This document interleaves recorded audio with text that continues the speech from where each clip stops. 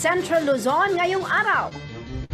Luka ng pamahalaan ng Mabalacat City, tumangging maisama ang Santa Ines Interchange sa magiging entry at exit point ng malalaking truck dahil sa posibleng traffic congestion. Clark Freeport Zone nakapagtala ng pinakamaraming turista sa buong bansa sa taong 2021. Troso na balak ipuslit sa ilog ng Sumakbaw sa Nueva Ecija na kumpiska ng DENR. At residente ng Barangay del Carmen sa San Fernando, Pampanga, nagpagandahan at nagpalinisan ng sityo kasabay ng pagdiriwang ng fiesta sa kanilang lugar.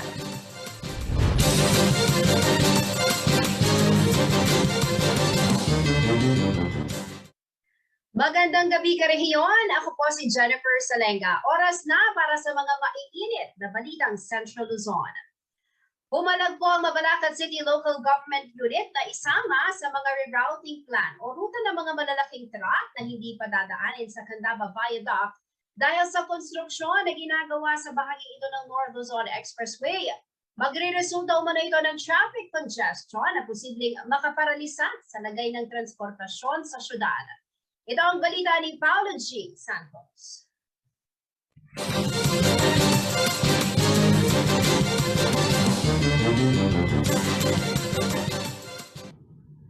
Lagay ng kalakalan at pagnenegosyo at posibleng traffic congestion. Ito ang naging konsiderasyon ng lokal na pamahalaan ng Mabalacat City kung kaya't tumanggi sila sa plano ng NLEX Corporation na maging detour ng malalaking truck ang bahagi ng Santa Ines Interchange.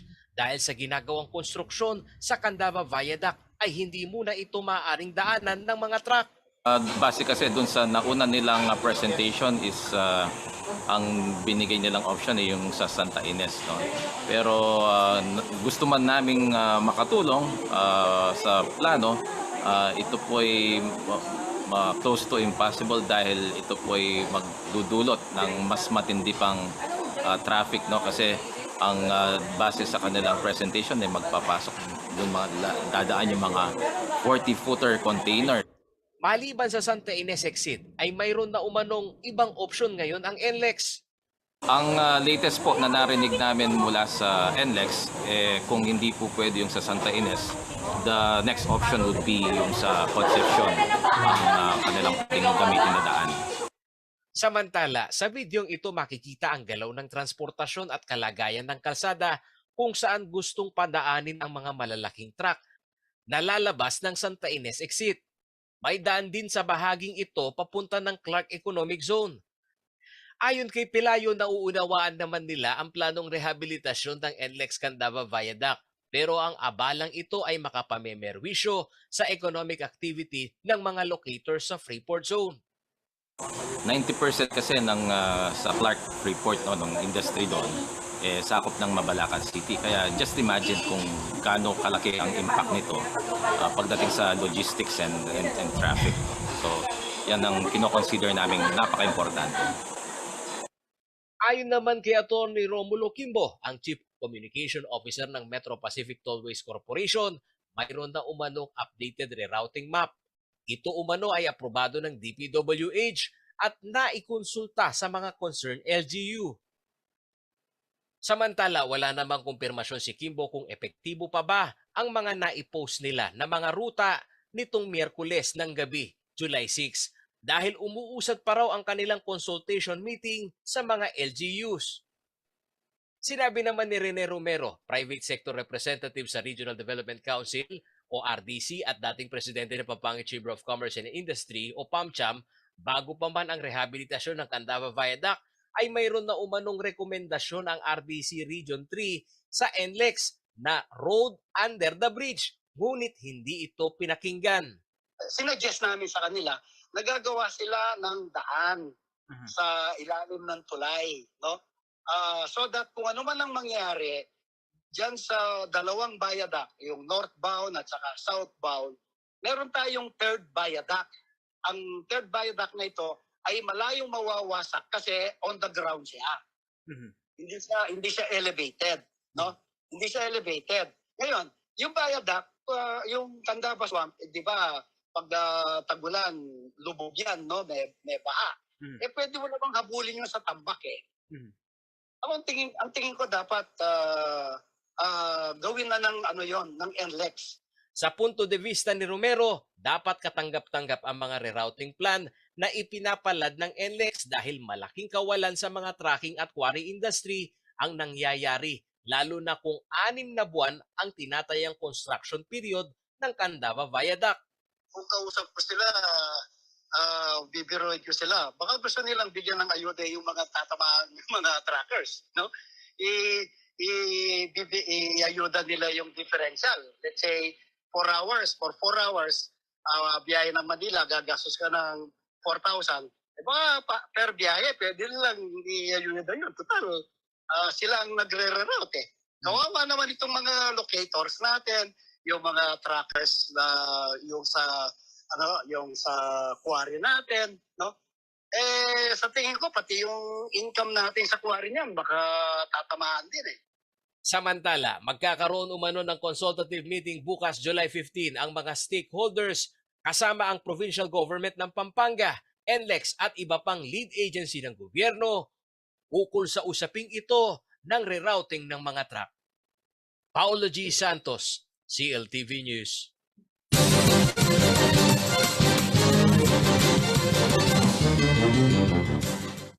Humihirit ng 1,500 pesos na buwanang pensyon para sa mga mahihirap na senior citizen si Senator Risa Hontiveros. Nakasad ito sa kanyang panukalang batas na Linga para kay Lolo at Lola Act. Ang iba pang detalye sa report na ito.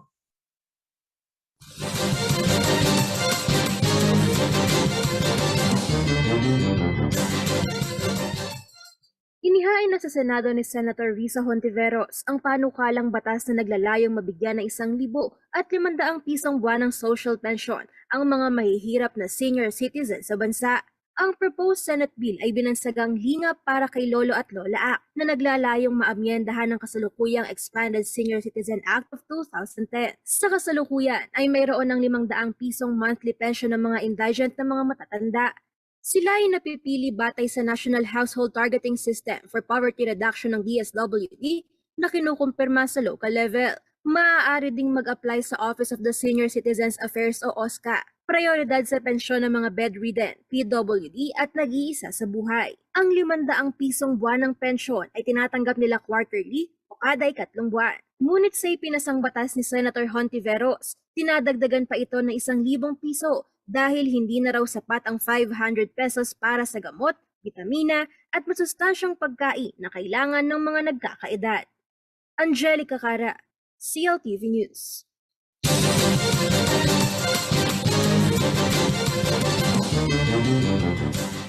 Namahagi ng mga kagamitan sa pagsasaka ang Department of Agriculture Region 3 sa higit 80 farmers cooperative and associations sa lalawigan ng Bulacan.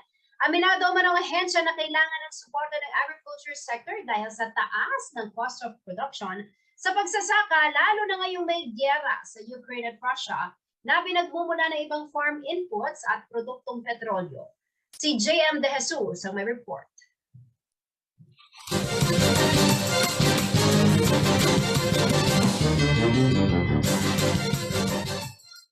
Pinangunahan ng Department of Agriculture Regional Field Office 3 at ng Pamahalaang Panlalawigan ng Bulacan ang pamamahagi ng agricultural intervention sa 84 na Bulacan Farmers Cooperatives and Associations noong July 12, 2022 sa Bulacan Sports Complex, syudad ng Malolos, Bulacan. Layo nito na itaas ang antas sa pagsasaka sa pamamagitan ng paggamit ng iba't ibang makinarya at kagamitan na makakatulong sa pagpapalakas sa produksyon ng palay.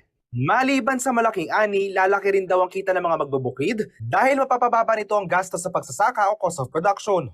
Samantala, hindi lamang palay production ang puntirya ng DA, pati mga high-value crops o mga gulay. Nagbigay din ang DA ng sprayer at knapsack sa mga magsasaka ng gulay at kanilang kooperatiba. Binigyan din sa aktibidad ng halaga ng food security and sufficiency ngayong pandemya at nararamdaman na rin ang epekto ng mga international conflict gaya ng gera sa pagitan ng Ukraine at Russia. Sa kabuuan, 26 na Farmers Cooperative and Association nakatanggap ng 3 4-wheel tractors, 3 combine harvester, 14 na pump at engine sets, 4 na bodega at dryer at 2 solar-powered fertigation system.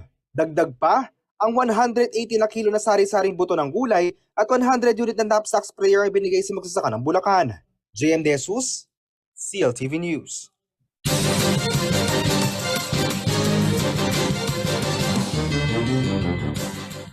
Sa pagbabalik ng CLTV News, Clark Freeport Zone nakapagtala ng pinakamaraming turista sa bansa nitong 2021. 11 taong moratorium sa nursing program, tinanggal na ng CHED. Manatiling nakatutok para sa iba pang mga nangungunang balita ngayong araw.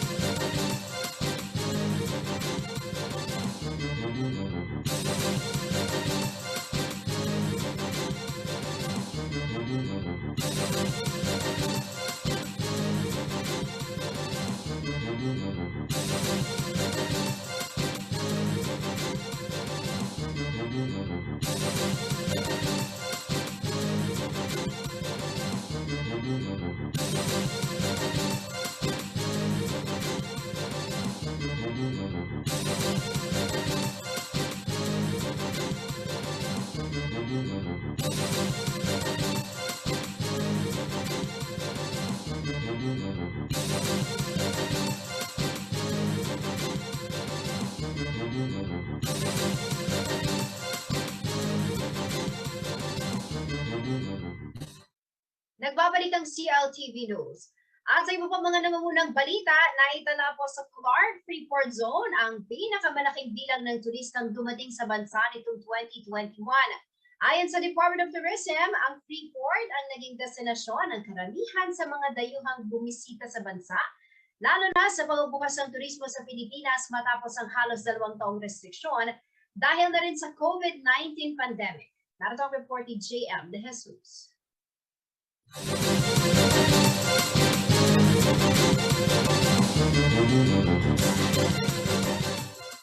Ang Clark Freeport Zone ang may pinakamalaking porsyento ng mga turistang dumating sa Pampanga noong 2021 ayon sa Department of Tourism o DOT. Sa talaan mula sa Office of the Tourism Development Planning Research and Information Management, nakapagtala ang Clark ng 640,353 tourist arrivals noong 2021. Humigit kumulang 77.22% ito ng tourist arrivals ng probinsya. Sinabi ni Clark Development Corporation Tourism Promotions Division Manager Noemi Julian, ang pagtaas ng bilang ng mga turista ay maaaring maiugnay sa pagtaas ng mga bisita sa mga hotel at restaurant at pagbabalik ng mga organisadong sporting events sa loob ng Freeport. Ito ay matapos magluwag ang ilang restriksyong pagkalusugan at pangkaligtasan dahil sa malawakang pagbabakuna. Samantala, Clark International Airport ay nag-uulat ng kabuuang 9,964 na bisita na katumbas ng 6.8% ng mga turistang dumating sa Pampanga. Ito ay tumaas ng 38.16% mula 26,982,233 na biyahe mula 2020 hanggang 37,279,282 biyahe noong 2021. Sa Central Luzon, pumapangalawa rin ang Clark Freeport Zone sa mga tuntunin ng pamamahagi ng rehiyon ng overnight travelers. JM De Jesus, CLTV News.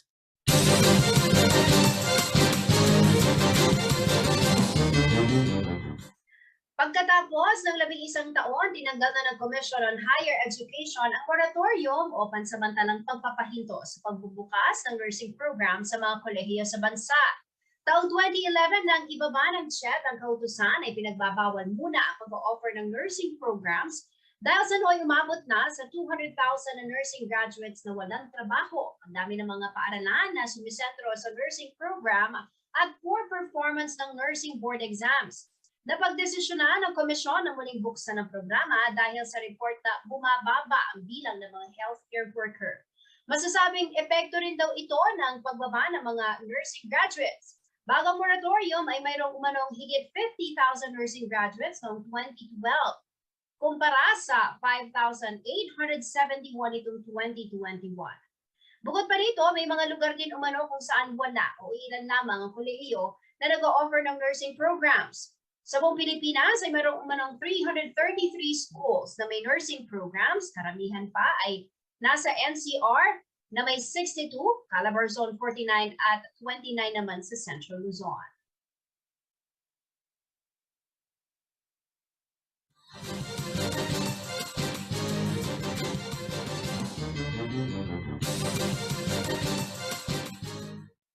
Hindi na nakaporma ang mga hold-upper sa isang pawn shop sa Apalit, Pampanga matapos na maagap na mapindot ng teller ang security early warning device sa kanilang establishmento.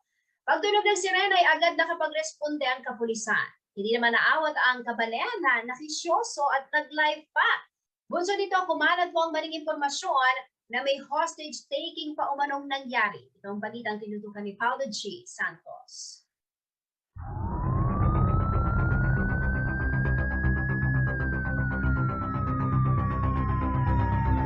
Hello guys, may hold-upan dito sa lugar na ito. My God! Ayun, nakakatakot. Ayan, Diyos ko. Ayan mga marites, may hold-upan dito. Kabi-kabilang live coverage ng mga usisero na mas sikat ngayon sa tawag na Marites sa may sitio Santiago, Barangay San Vicente, Apalit, Pampanga nitong hapon ng Miyerkules, July 13. Inakala ng mga nag-live na kabalen may hostage taking na nangyayari matapos rumisponde ang mga kapulisan sa Sinag Pawn Shop at Remittance Center. At ito ang impormasyon na mabilis na kumalat sa social media. Ngunit nang kumpirmahin ng CLTV News ang insidente, hindi hostage taking ang senaryo kundi tangkang pang-hold up ng isang lalaki na nabulilyaso. Agad raw kasing napindot ng teller ang security early warning device ng pawn shop, napubukaw naman ang atensyon sa mga katabing establishmento, kaya agad na nagtatakbo ang sospek. Si Henermelo na secure sa kabilang establishmento, agad umanong humingi ng saklolo sa pulis. Nag-alarm kasi si sir. Binilang ko po yung ilan, 5 minutes before. Opo, nung hindi na po umano yung alarm, hindi na tumitigil, sabi nung teller ko sa loob, Kuya, check mo na nga, sabi ko, ganun lang po. Sa gitan ng mga usisero at usisera na lumagpas sa police line, agad na lumabas ang teorya na may hostage taking. Ngunit ayon sa mga nakasaksi, Aliwa-liwano kasi yung tao ng linggi yan eh. Lapin ni Kapekay. So, wala naman kasi. Ala. tumanggi namang magbigay ng pahayag ang mga teller na hindi pa nakakabawi mula sa takot na dala ng insidente. Sa investigasyon ng PNP Apalit, nagduda na raw ang mga teller ng pawn shop sa naging kilos ng sospek. Paglapag pa lamang daw nito ng baril sa counter ay agad itong pinindot ang warning device. Nabulaliaso po dahil itong mga empleyado ay mapagmatsyag, nakita nila yung tao na pangalawang balik na at hinala yung kilos niya. Dahil nagpunwari kasi itong parang nagsasanglasan na ng cellphone. At tinuro nila sa katapat na pawn shop na doon ang sanglaan ng cellphone. Pero, nung pag-alis ito, bumalik ulit. So, nagduda sila. At mayroong konting halid daw ito sa hold up daw sa may Makabebe. May kopya na ang pulis ng CCTV camera, ngunit hindi muna ito isa sa publiko dahil may person of interest na umano ang mga ito na posibleng hawig sa notorious na robbery hold-up gang na tumitira ng convenience store sa lalawigan. May kopya pa kami ito, hindi namin muna ilalabas kasi ano po ito, confidential sa baka yung sa tracking namin, baka maalam mo yung suspect na patalas. So far ho ba, meron na ho ba tayong identified na kung iyan ho talaga yung mga notorious? Meron na ho? Meron kami mga titignan na mga tao. May naman po, may hawig, saka may percentage na parang may hawig isa according to the staff ng pawn shop. Mhm. Opo. So pwede ba natin sabihin na may person of interest na ho kayo? Pwede po. Mhm. Mga ilan ho yung person of interest ho nyo? Isa lang po, isa yung taong pumasok po. Samantala, may pakiusap naman ang opisyal sa mga nakikiisyoso na huwag makisawsaw sa operasyon ng pulis, lalo na sa mga kritikal na responde. Ay dapat po outside sa police line, hanggat maaari, pagka yung incident is involving firearms or anything na explosive na it can hit bystander sa a wide range ng wide range, dapat lumayo sila na hindi sila within sa range ng mga equipment ng ating mga criminal. Wala naman umanong nakuhang pera o alahas ang sospek. Wala ring nasaktan sa 2 teller na nasa loob. Isolated case raw ang robbery holdup na ito na ginawa sa katanghaliang tapat. Ngunit ayon sa PNP, hindi na iba ang kaso ng panloloob sa mga pawn shop at money remittances na ang umaatake ay armado ng baril. Paolo G. Santos, CLTV News.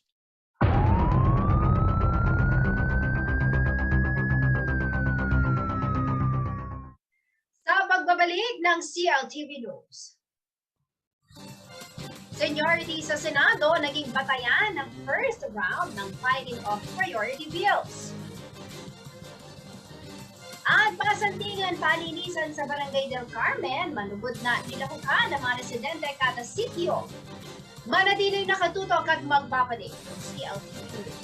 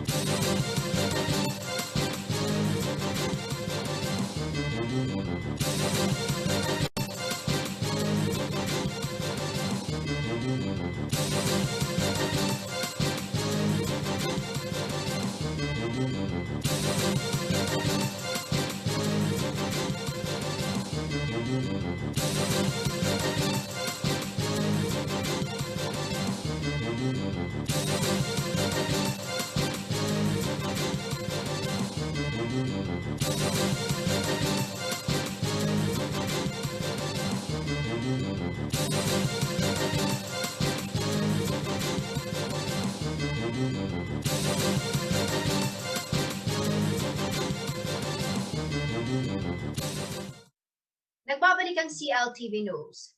Nabigyan ng pagkakataon ang mga senador na may mahabang taon ng panunungkulan sa mataas na kapulungan upang unang makapagsumite ng kanilang priority bills sa 19th Congress. Maximum of 10 na mga panukalang batas ang maaaring i-file ng bawat mambabata sa first round ng filing na nagsimula nitong July 11. Kung seniority din pag-uusapan, unang nagpasa si Senator Laurel Leganda na nakapagserbisyo ng 18 taon sa Senado. 10 ang kanyang na-file na karamihan ay para sa edukasyon at kabuhayan. Sunod naman na nagpasa ng priority bill sina Senator Pia Cayetano, Senator Bong Revilla at Senator Lito Lapid na may 15 taon na sa serbisyo sa Senado. May 5 panukalang batas na isinumite si Senator Lito Lapid. 10 naman ang kay Senator Pia Cayetano, 10 din ang prioridad na batas si Senator Revilla. Pasok na rin ang priority bill sila Senator Alan Cayetano, Senator Cheese Escudero at Senator Jinggoy Estrada na 12 taon nang nagsilbi bilang senador. Si Senator Jinggoy Estrada ay may 10 priority bills, kabilang din sa mga binigyang priority first round ang mga nakasyam na taon na sa Senado na sina Senator Sonny Angara, Nancy Binay, Grace Poe, Cynthia Villar, Senator Joel Villanueva at Risa Ontiveros. Para sa second round, seniority principle pa rin ang pairalin habang sa third round ay first come, first serve na. Ang guidelines sa filing ng proposed bills ay duman-umano sa konsultasyon kasama ang Office of the Senate President at Legislation Department. Opisyal na magbubukas ang 19th Congress sa July 25.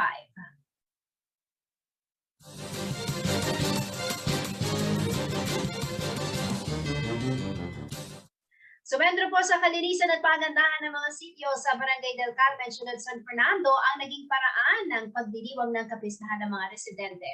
Volunteerismo at pagkakaisa umano ang naging susi ng mga residente upang makabuo ng mga recyclable decoration na siyang naging panlaban ng kanilang lugar. Silipin natin ito sa ulat ni JM De Jesus.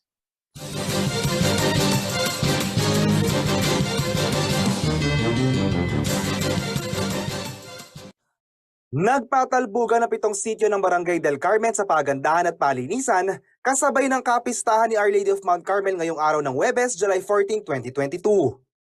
Inisyatibo muna ito ng mga kababaihan sa kanilang barangay upang mabuhay at biglang siglang kapistahan na halos 2 taon ang nahinto dahil sa pandemya. Isa muna ito sa kanilang naisip upang kasabay ng kasiyahan ay makatulong pa din sila sa kalikasan. We come up with the idea na gathering all the sityos para may di nangyaring pansin in kaming barangay as a whole. Kasi in impact na kini bayanihan spirit plus di kalinisan and kasantingan naning kaya kaming barangay. Pinondohan ito ng mga residente at aprobado naman umano ito ng barangay hall. Nagtulong-tulong ang mga pribadong mamamayan at mga volunteers upang maging successful ang paligsahan. Nakaka-touch po na naglilinis sila, tulong-tulong, sama-sama po silang maglinis para po mapaganda nila yung baryo po natin. Kahit po walang funds from the kahit nag-contribute lang sila, tig 10 pesos, pero na-push po nila. Ang bawat sityo ay may kanya-kanyang pakulo. May mga nagpakalat na mga makukulay na watawat sa daan, mga bulaklak na gawa sa recycled materials, at talagang walang basura na makikita sa daan. Ay hindi, mananalo po kami. Kung hindi po sa amin, hindi po yan ito. Sentro Uno, mananalo po. Araw-araw po yan nalilinis.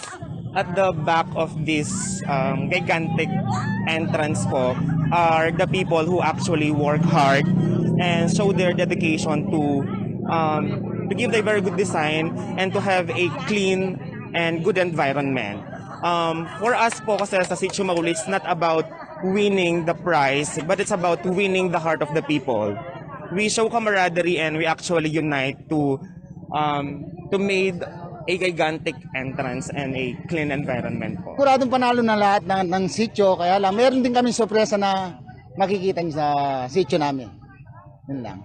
Lahat ng sitio naman panalo na eh. Panawagan naman ng lokal na pamahalaan na sana ay makita at maging inspirasyon ang ganito mga aktibidad upang madami pa ang gumaya at magkaroon ng paligsahan sa palinisan ng kanilang barangay. Itong araw na ito is a strong testament that ang mga programa ng ating lokal na pamahalaan ay ina-adapt ng mga lokal. So, or vice versa. Coming from the barangay, going to the city, and it's complementing. No? Alam nyo, nabanggit ko nga kanina na hindi lang yung premyo, no, or the prestige of winning, but it's the value that the community will adopt in the future. Kung paano natin masustain ang development at progreso ng syudad, nandito rin naman sa pag-alaga sa ating kalikasan. And one of which is paglilinis. Ang mapipili na may pinakamalinis at magandang dekorasyon ay nakatanggap ng 15,000 pesos. 10,000 naman sa first runner-up at 5,000 sa second runner-up. Imbes na medalyang matanggap, ay mga walis na natanggap ng mga nagwagi. Nakuha ng Sitio P. Gulot ang gintong walis o unang gantimpala, silver walis naman ang Sitio Sentro 2 at bronze walis naman ang Sitio Pangulo. Wala namang uuwing luhaan dahil makakatanggap ang mga hindi pinalad ng 2,000 piso. JM De Jesus, CLTV News.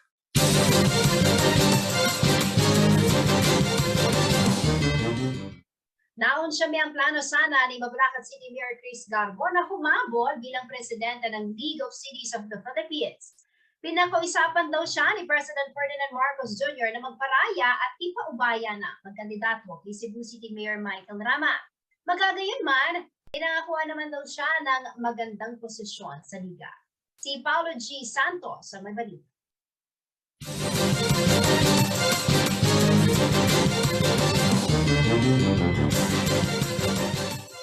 Giveaway ko po because I have been called by the President na pagbigyan kay pamupuitang Cebu, Mayor Rama. Ito ang pag-amin ni Mayor Chris Garbo ng Mabalacat City kung bakit naunsyami ang balaksanan niyang paghabol bilang presidente ng League of Cities of the Philippines o LCP. Bagamat nagparaya siya dahil sa pakiusap ni Pangulong Ferdinand Marcos Jr., sinabi pa rin umano ng alkalde ang kanyang saloobin sa balak na paghabol sana sa pwesto. Pero po sinabi ko karela, Mr. President, ako po kaya lang po ako tumatakbo. I want to be part in this organization to the nation building. Ayon kay Garbo, nakakuha naman siya ng assurance na siya ang ipuposisyon bilang focal mayor on health na ngayon nasa lideratura ni Candon City Mayor Erickson Singson. Ako nga po mag-represent kaya ng usapin kareng League of Cities tungkol keng kalusugan because of the practice na dindamda po kanako. Karaniwan ng senaryo sa politika na kapag may bagong halal na pangulo ang bansa, ang ilang mahahalagang posisyon ay tinatarget na mapunan ng mga kaalyado ng administrasyon, lalo na sa pagpastol sa lokal na pamahalaan o LGU. Sa ilang pagkakataon, may mga Kapampangan City Mayors na binasbasan ng mga naging pangulo upang pamunuan ng League of Cities of the Philippines. Noong panahon ni Pangulong Noynoy Aquino na ihalal na League of Cities of the Philippines na presidente si dating City of San Fernando Mayor Oscar Rodriguez. Sa pagpasok ng Administrasyong Duterte, naihalal din bilang LCP President si Nooy Angeles City Mayor Eduardo Pamintuan. Ngayon sa administrasyon ni Presidente Marcos Jr., ang matunog na pangalan ay si Cebu City Mayor Michael Rama. Samantala, virtual greeting pa lamang at wala pang face-to-face meeting ang Pangulo sa mga bagong miyembro ng LCP. Nabati ko kayong lahat at congratulations sa inyong mga panalo at hindi naman siguro tatagal at magkikita tayo soon. July 21 pa lamang ang eleksyon sa League of Cities of the Philippines, ngunit hiling na ng Pangulo ang kooperasyon ng mga LGU sa economic recovery na kanyang itinutulak na walang hard lockdown. Paulo G. Santos, CLTV News.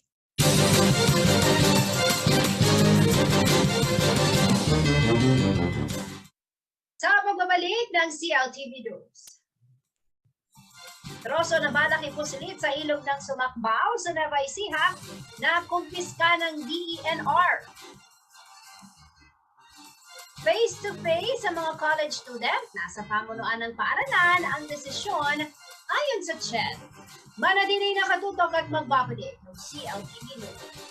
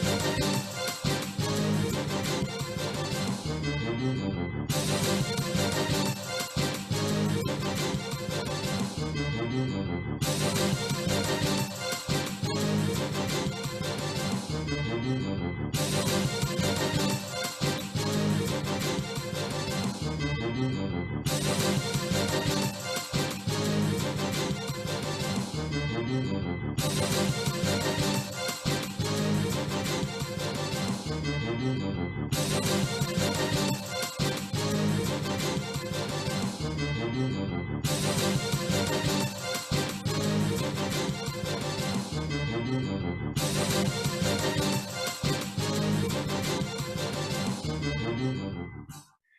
ang CLTV News. Nakumpiska ng DNR Nueva Ecija ang 13,000 board feet na troso mula sa mga illegal loggers matapos pa madiskubre na ipinupuslit raw ito sa Sumakbang River sa bayan ng General Tino.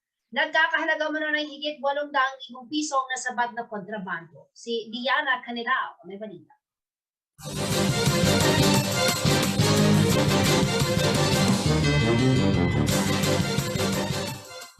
Sa mga larawang ito nakuha ng DENR, makikita ang nagkalat na mga troso sa pampang ng Ilog Sumakbaw sa General Tino, Nueva Ecija. Tinatayang nasa 13,000 board feet umano ang mga ito mula sa pulo ng Tangile at Mayapis. Deklarado ang mga ito na illegal logs mula sa walang pahintulot na pagpuputol ng mga puno sa mga kagubatan. Sa Facebook post ng DENR Central Luzon, sinabi nito na nagsagawa ng operasyon ng ahensya kasama ang PNP Nueva Ecija at 84th Infantry Battalion ng Philippine Army sa Barangay Pias at Rio Chico sa nasabing bayan.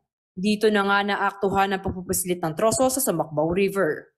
Sinamantala raw ng mga ito ang mataas na tubig kung kaya't ipinaanod daw ang mga kontrabando gamit ang balsa hanggang sa downstream o ibaba kung saan ito isinasakay sa mga truck. Agad umanong nakatakas sa mga suspect matapos makita ang pagdating ng mga otoridad.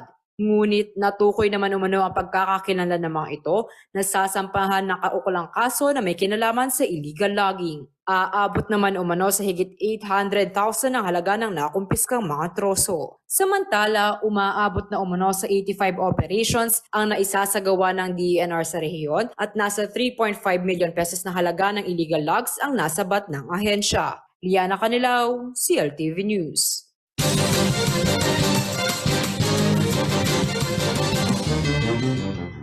Hindi mo na mag-i-issue ng blanket policy ang Commission on Higher Education kaugnay ng face-to-face classes sa mga estudyante sa kolehiyo. Inanunsyo ni CHED Commissioner Prospero de Vera na ibinibigay na ng CHED ang otoridad na magdesisyon sa pamunuan ng mga kolehiyo at universidad kung ano ang magiging mode of learning nila para sa school year na ito. Sila umano ang magtatakda kung 100% face-to-face ito o flexible learning. Hindi kagaya ng sa basic education ay isa lamang curriculum sa kolehiyo umano ay maraming degree programs. Mayroon naman nung nagre-require ng face-to-face lalo ang mga skill-based programs ngunit meron din kurso na pwede umano ang flexible learning. Bukas umano ang CHED pagdating sa higher education institutions ay magiging new normal na ang flexible learning.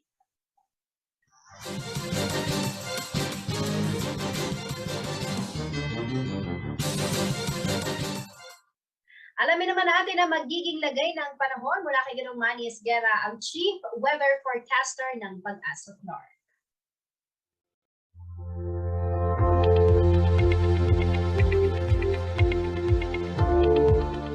Narito po magiging taya ng panahon sa susunod na 24 oras. Ang low pressure area po na binabantayan ng Pag-asa ay namataan na po sa layong 185 kilometers dyan po sa may kanluran, hilagang kanluran ng Itbay at Batanes. Ito po ay malapit nang lumabas ng Philippine Area of Responsibility. Samantala po, southwest monsoon pa rin po nakakaapekto dito sa kanlurang bahagi ng Northern at Central Luzon. Kaya po ang Ilocos Region, Bataan at Zambales, maula po ang papawiri na may mga inaasahan po mga kalat-kalat na mga pag-ulan at pagkidlat pagkulog dulot po ng hanging habagat o southwest monsoon. Samantala po ang Metro Manila at nalalabing bahagi po ng bansa, magiging bahagya hanggang sa kuminsan ay magiging maulap din po ang papawirin. Mayroon lamang po inaasahan mga pulo-pulo mga pag-ulan, pagkidlat at pagkulog dulot po ng hanging habagat at ng localized thunderstorm. Sa ngayon po ay ito lamang po ang mga weather system na nagpapaulan po sa ilang parte ng ating bansa, kaya pinag-iingat pa rin po ang lahat. Lalong-lalo na po doon sa mga lugar na apektado ng hanging habagat at ng ito pong low pressure area na sa may dulong hilagang Luzon na po.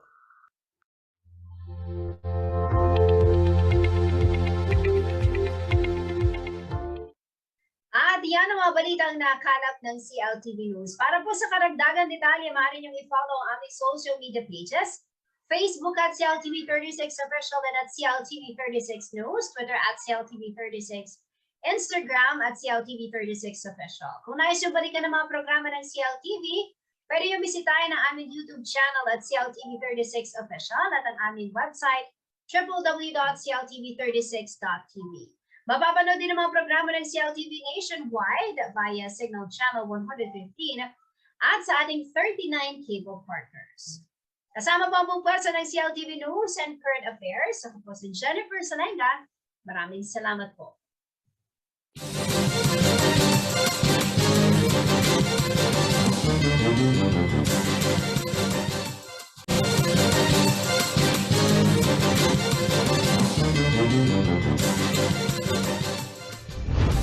Narito na ang mga malalaking balitang Central Luzon ngayong araw.